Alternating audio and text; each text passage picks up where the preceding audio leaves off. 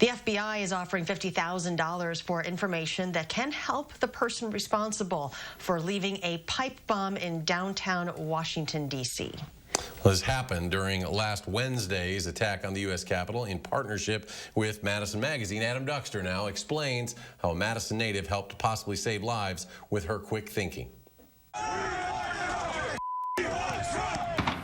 During last week's Capitol riots in Washington, D.C., one moment seemingly went under the radar. Blocks away in hours before the destruction on Capitol Hill, a routine laundry trip for Karlin Younger became a moment she'll never forget. When I went downstairs to put the first load into the dryer, that's when something caught my eye. And I'm a big recycler, so it really caught my eye because I thought someone had just missed the recycling can and it looked kind of metalish and I was going to put it back in. Younger is a Madison native raised in the Bay Creek neighborhood, an alum of both Madison West and UW. A few years back, she moved to Washington, D.C. to work for the Department of Commerce. And all of that seemingly rushed before her eyes when she realized what she was face to face with. And the first thing I saw was wires, and the next thing was 6 inches of pipe capped on both ends.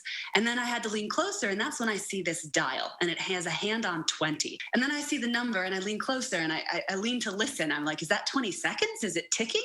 It was actually a scene from Terminator that came to mind where one character tells another not to disturb the pipe, and I'm like, okay, so I can't move it, and what if somebody else finds it? And that's when the adrenaline hit. Younger immediately grabbed a guard stationed outside the nearby RNC, and before she knew it, the alley, the surrounding area, and her apartment were all on lockdown. And the police response after that was pretty immediate. I mean, I was barely in my apartment a few minutes before I started to see the K-9 unit sniffing around. She eventually opted to spend the night with a friend just a few blocks away. And tonight, despite it all, she says she's just glad her neighbors and her neighborhood are okay. This is a neighborhood, right? There are all generations that live here, and this bomb was placed in a way that really could have hurt people. I mean, the thing I keep coming back to is just how lucky I was. Nobody else, like a child who plays in the alley, found it, or a sanitation worker who was just doing their job and it went off at the wrong time. I'm just so grateful that nobody got hurt. In Madison, Adam Duxter, News 3 Now.